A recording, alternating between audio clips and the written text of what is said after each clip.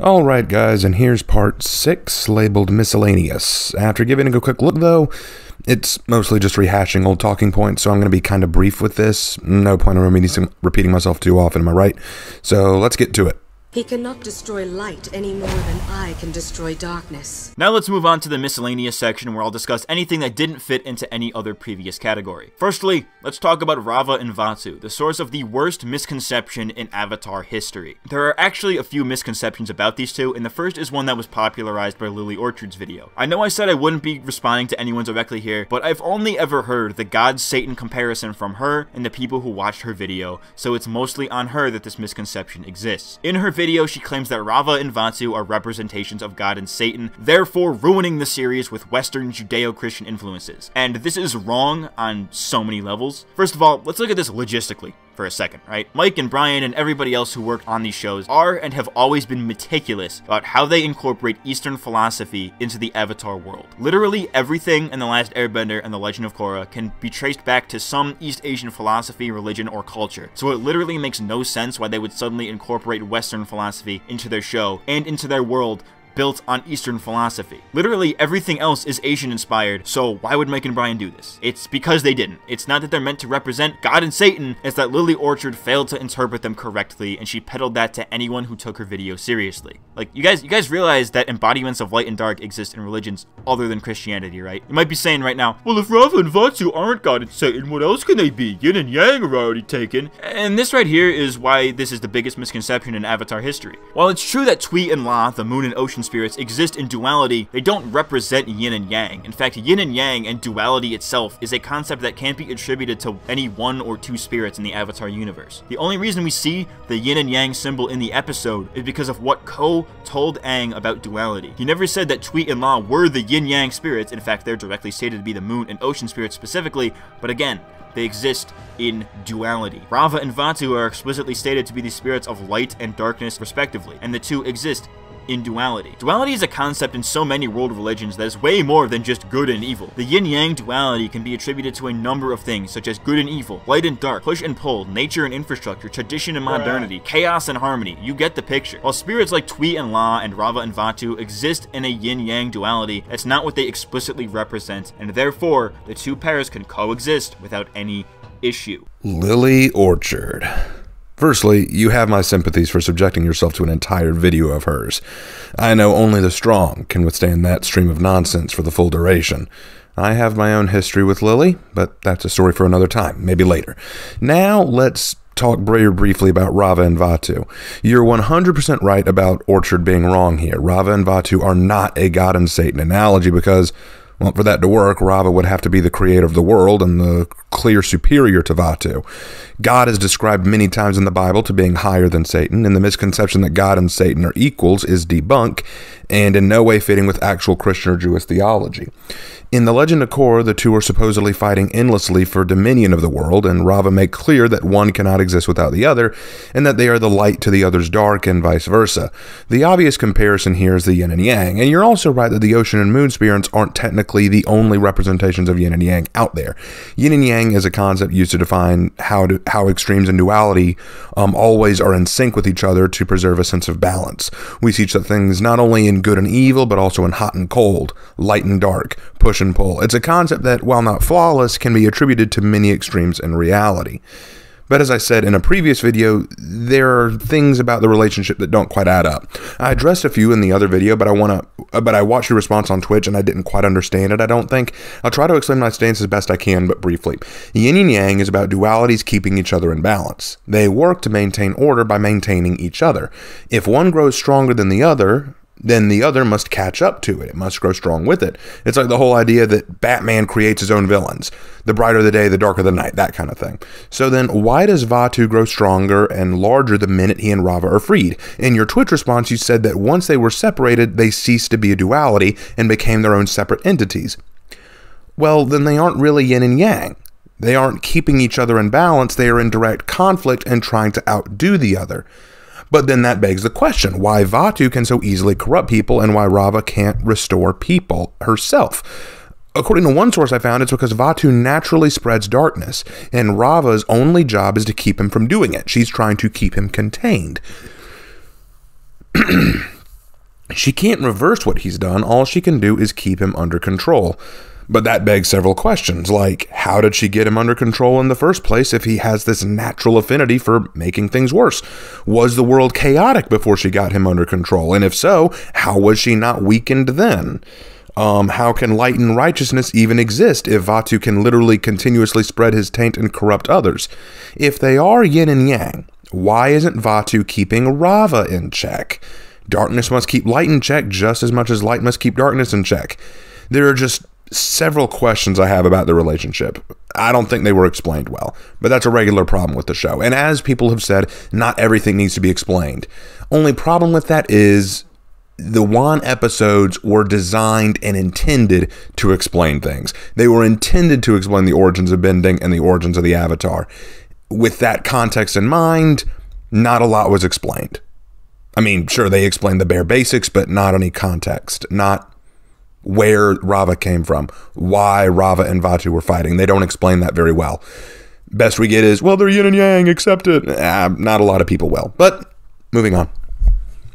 Another thing a lot of people complain about is the setting of The Legend of Korra, specifically Republic City and the many technological advancements that have developed off-screen between the two series. In fact, I've seen people claim that this is The Legend of Korra's worst attribute, and let me just say, if that's the reason you think the show is trash, then you might be more weak-minded than I thought. To put it bluntly, these complaints about the setting are non-issues at best. For starters, Republic City is seen by some as just 1920s New York under the guise of they're Americanizing the series, which is straight up wrong. Republic City is partially based on 1920s New York, but also cities like 1920s Hong Kong and Shanghai. It's more Asian inspired than it is American. If it's not the city with these people, it's the technology within it. Many will argue that technology does not belong in the Avatar world, so the inclusion of industrialization in The Legend of Korra is a bad thing to them, the main reason being that it takes away for the need for bending, which, as you could have guessed, isn't even true. Bending is still very much a necessity in Republic City. One example being how lightning benders provide power plants with electricity, or how the police use metal bending to subdue and restrain people aside from combat. Zaofu is a city run almost entirely by metal bending, and many rural towns that we see later in the series still use bending in everyday situations like we saw in the original series. This idea that industrialization somehow killed bending is straight up incorrect, and even if it was, I don't see how that makes the show automatically worse. The other point of contention is the fact that there's cars now, but I have absolutely no idea how that is a bad thing. Y'all seem to have conveniently forgotten about the fact that in The Last Airbender, the Fire Nation had steamboats, jet skis, tractors, tanks, airships, gondolas, but no, that's the Masterpiece series. We can't acknowledge that, but we'll still use this against the series we don't like. We'll just disregard the very real fact that this same technology from the original series would have evolved in the 70 years between the two as technology does in the real world. The drill is no more believable than the mecha tanks. Technology like that was a thing in The Last Airbender, so if you're gonna fault Korra for having it, then you must fault its predecessor as well. But you shouldn't fault either of them though, because it's a fantasy world and they're allowed to have technology, especially fantastical technology. This is a non-issue. The technology thing is a point of contention for some. Me, I don't think it breaks anything, but I do feel a little disappointed in it. The Last Airbender had some far-fetched war tech, sure, but the overall world felt very fantasy-esque with clear limitations of technology and advancement. Ostrich torches were the fastest means of travel in the Earth Kingdom, Dragon Hawks were the fastest means of delivering messages for the Fire Nation, gliders were just being invented. Any major advancement made was sudden, quick, and used mostly for a war function, like submarines and the like. Now, there were some things like trains and trolley cars, but they were shown to be powered by bending. A lot of things now are powered by non-bending. And I don't know, I kind of felt that if non-benders were inventing a lot of new things, wouldn't there some things that correlate with that? Like, again, firearms, but again, I don't question that because I always recognize that Avatar: The Last Airbender would exist in a world without those. But now we're adding technology that I also didn't think it would exist with. I kind of felt that, I don't know, it took out some of the fantasy element. I know it's just me saying this, so don't take this as a criticism, but my personal preference, I didn't want to see a radio. I didn't want to see cars. I didn't want to see modern day architecture. So much of it looks too modern, and I feel like that took some of the fantasy out of the fantasy world from my perspective. And I guess I might as well ask it again. Like, I know I'm a beating a dead horse here, but if they can have giant megazords with spirit cannons, technology that even we don't have, mind you. So, again, they're free to take some liberties, but even I'm kind of scratching my head going, do we have that technology? You're not even at TVs yet, but you're at that. But they don't have guns. In season 1, wouldn't it have made so much sense for non-benders to develop a means to protect themselves? It's not like non-benders couldn't invent things, you know. I feel like that would have been a logical next step, but that's enough of that. Done with that issue, dropping it, moving on.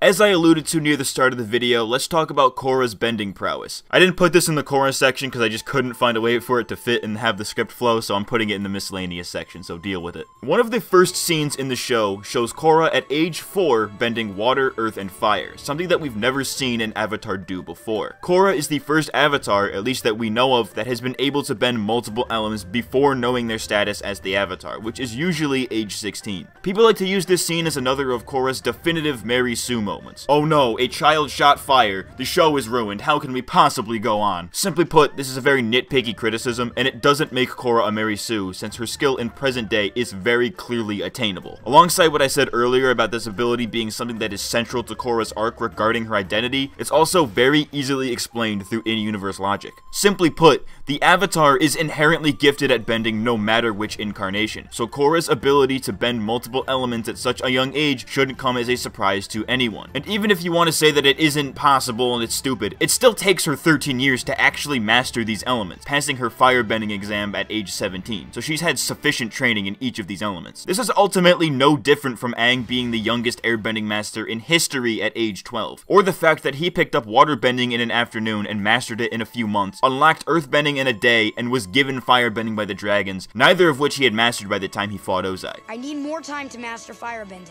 And frankly, your earthbending could still use some work too. If anything, this shows that Aang took less time to master the elements than any other avatar, making Korra no different from other avatars in this regard. Point is, all avatars are inherently good at bending, but some avatars will be better than others.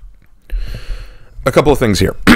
You're right that perhaps the Avatar is just naturally more gifted at bending than most and could pick up the arts quickly. But consider that when Aang starts bending any of the elements, he does have some kind of teacher.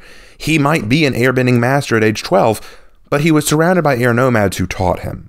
And he still hadn't learned everything there is to know about airbending. The Avatar should be training. Aang has already trained enough for today. Time is short. Come with me. I must test you on some high-level techniques. After all, he can't fly. He picked up the basics of waterbending from Katara's scroll and then had to get an actual teacher after that. In fact, Master Paku said that nothing replaces a good teacher. He learned earthbending from Toph, and he had Zhang Jun get him started on the basics of firebending, and he also had been watching the Firebender Juggler, which got him interested in trying to do it. Every time he obtained a bending form, someone taught him or something got him started. What got Korra started? Who did she learn from? What did she witness? At the age of 4, who did she meet with? It's highly possible that she just naturally figured it out, but then why not Aang?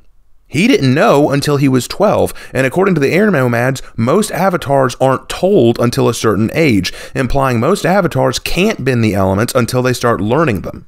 Even Roku kept this consistently, when we see him get visited to inform him. Korra being able to bend all these elements at an early age may not break any rules, but it feels like she's just better than the others. You know, Roku didn't know he was the avatar or start bending any other elements until someone came by and told him. Aang didn't start trying to bend all the other elements until someone came by and told him. You know, he had to be made aware of it. Korra just naturally figured it out, and that just makes her look better, which is a point I'll get to in a second. Now, some might say because the world has changed, new concepts and teachings are probably spread faster and more easily, so it's possible she learned of it from visitors from another land or from books. Well, firstly, that's very speculatory and not established in the show. You can't really prove that's the case. But secondly, based on her personality that we see, do you think she's the kind of girl at that age to pay any attention to someone else telling her what to do? I think people were frustrated that she was bending elements at such a young age with no apparent teacher. I concede your point that Aang did learn the elements very quickly, and so it makes sense Korra could, but I'm simply pointing out why this was very upsetting. They aren't stupid for questioning it, they're merely asking questions. And then the other point that I want to make, you said that line at the end that some avatars will be better than others. And I think you just said the phrase that hit the nail on the head for why so many people don't like Korra, why so many are willing to throw the Mary Sue label on her, why so many people despise her more than the original series. That's what people don't like about Korra, in my opinion. Aang was the character everyone loved. We followed his journey, enjoyed his character, watched him struggle with understanding his place as the Avatar, struggle to become the person everyone expected him to be, struggle with being outside of his own time, and finally achieve his goals. Now we have Korra, who, in the very first scene she's shown, is not only showing competency in the elements, but excitement at being the thing that Aang struggled so hard to accept. She is a better Avatar than Aang in most respects. And for a lot of diehard fans, they didn't want a better Avatar. They didn't want Aang to look less than Korra. And even if that's not the intent of the show, that's how it came across to many. You start with a kid who is scared to be the Avatar, scared of the burden of it, scared of the weight of it, is cautious about learning the other elements, does not have a proficiency in any of the other elements until shown, and then you swap that over to a little girl who's already bending 3 of them before she's got all of her baby teeth out. People looked at that and said, why are you making a better one? We liked the original. And I'm not saying you're wrong. I'm not saying that it's wrong for them to make Korra better. I'm not saying that Korra can't be better. I'm saying that from the perspective of the audience, this made them immediately unexcited about Korra. I think that is the root cause of it all. Whether they're right or wrong about her being a Mary Sue, I think is not the point. I think the point is people were not happy to see them replace Aang with someone who, in many respects, was a better Avatar, more quick to master the elements, more excited to do the job, more quick to obtain mastery over the Avatar state, suddenly being made the OG Avatar after all the other Avatar past lives were wiped out in season 2. To many, it just didn't feel right. Again, this is one of the dumbest nitpicks, since this scene literally exists to set up the premise of the show and the premise of Korra's character arc for the series. Okay, so quick question. This scene sets up that she is the Avatar and that she loves bending. What's her character arc? Based on one of your Twitch streams, I think you said that it was that she is afraid of losing her bending because she identifies herself through her ability to bend. When she loses it in the end of the first season, she gets it back very quickly. So what kind of arc was that? I mean, yeah, she was afraid of Amon taking it away, but is that really an arc? I mean, she loves bending. She's afraid of losing bending. She loses bending, and then she gets it back. What was the arc? What did she learn? How did she grow? What lessons did she learn along the way? I mean, by the first episode of the next season, she's showing off how she's already mastered airbending by throwing punches, not really putting much effort into it and just kind of showing off still a very immature attitude. Her immaturity has not changed much.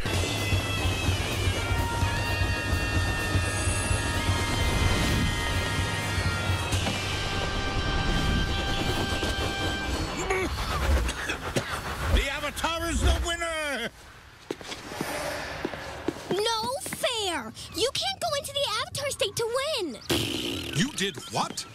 The Avatar state is not to be used as a booster rocket. You are toying with a dangerous power that you obviously do not appreciate. It's the Avatar state, and I'm the Avatar. Who appreciates it more than me? Clearly, you need more training to grasp the depths of your spiritual connections. Not to mention that you're still a long way from mastering airbending. I have mastered airbending. Punch, punch, punch! See? Mastered. Looks pretty good to me. Was the arc meant to be that she learns there's more to being Avatar than being a good bender? Well, when did she learn that? She doesn't start getting in touch with her spiritual side until season 2. Was it that she needs to learn to appreciate her bending? I don't see how she wasn't already. She seems to like it a lot, actually.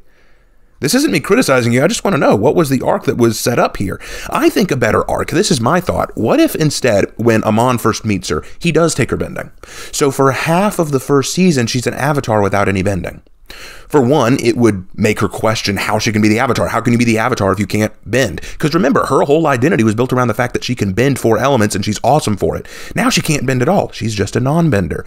So maybe this is her way of learning about how the non-benders feel, starting to understand what they go through, understand how important it is that she's the Avatar, understand what it means to have all these bending abilities. While she has to stay behind and watch all of her friends in the police force go out and fight her battles for her, she feels weak, she feels worthless, but she has to get in touch with her spiritual side, have visits with Aang in a past life, and start to understand It's not about the bending that makes you the Avatar. It's more than that. And, and maybe then at the end when Aang gives her back her bending, it feels more justified because she learned how important it is to have it. I think that would have been a much better character arc than just, we're going to take away her bending for all of 10 minutes and then she's got it back again.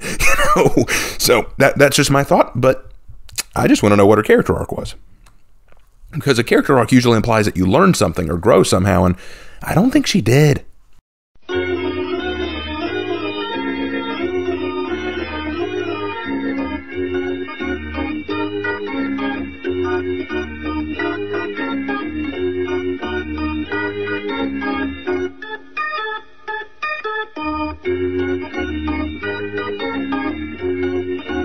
Now let's address one of the biggest elephants in the room, Korra-Sami. I made a video about this years ago, and looking back on it, it's not that great of a video because I kind of dodged a lot of pressing issues regarding the ship and was very weary about potentially offending people, but I no longer care about those things, and my opinion on Korra-Sami has changed a bit since then anyways, so I might as well be as blunt as I can be here. To put things in the simplest way possible, Korra-Sami makes sense from a writing perspective, but just barely, because it was clearly very rushed. A lot of people say that this pairing came out of nowhere and just exists to bait the Tumblrites, but this is not true. Mike and Brian had the idea way back around Season 2, but didn't go about implementing it until late in Season 3, where you get a lot more scenes of Korra and Asami together. These scenes became a lot more romantic in nature in Season 4, where they established pretty clearly that the two have a deep connection from the time skip and have romantic feelings for each other with all the blushing and excessive niceties that go on throughout the season. Like it or not, it makes sense despite how rushed it is, and I'm sure Bright are aware of this because of how they're handling it in the Korra comics. You don't have to like the ship, but if your reason for disliking it is anything other than the way it was written, then you might just be a homophobe. The reason I say this is that whenever I see people try to rewrite the ending, they either do without Korra-Sami completely, or they make Korra end up with Mako instead, which I think is pretty indicative of the fact that some of these people might subconsciously hate the gays. Like, if your issue was that they showed a non-explicit gay relationship for 30 seconds, then that's not the show's problem, that's a you problem. The relationship had almost zero bearing on the quality of the show as a whole, yet people make it out as one of its worst attributes,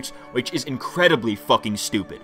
I had this friend who spoke to me about The Legend of Korra. She loved it and asked what I thought. I didn't really care much for it, so I told her, not my thing. I didn't really think it was that great. She then quickly said, "Why, are you just a homophobe? You couldn't deal with Asami and Korra?" And believe it or not, that pissed me off more than the show did. I have a few reasons why Korra and Asami bothered me, but it has nothing to do with the homosexuality. The reason I do not like Korra and Asami for the ending is for 3 reasons.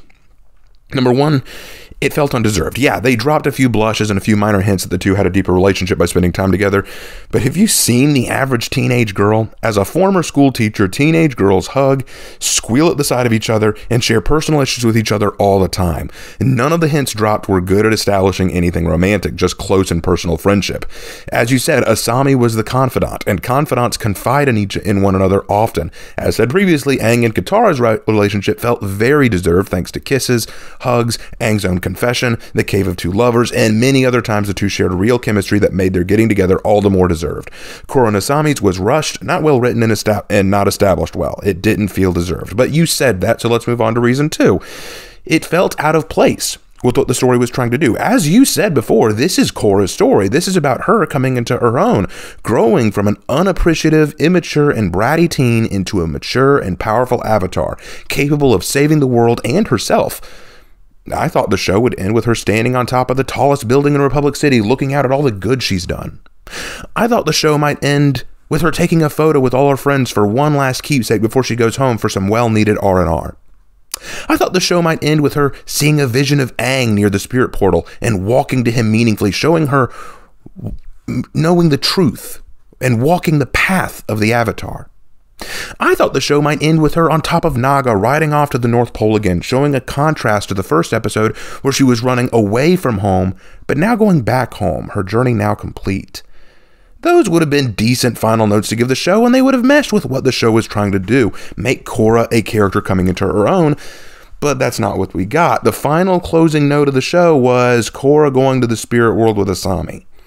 This was the final note the show wanted to give, and for something poorly established, rushed in development, and not keeping with Korra's character arc, it felt out of place and wrong. It felt like they were just shoving this in without real purpose. As you said, it was rushed, poorly established, poorly written, and kind of thrown in as the final note.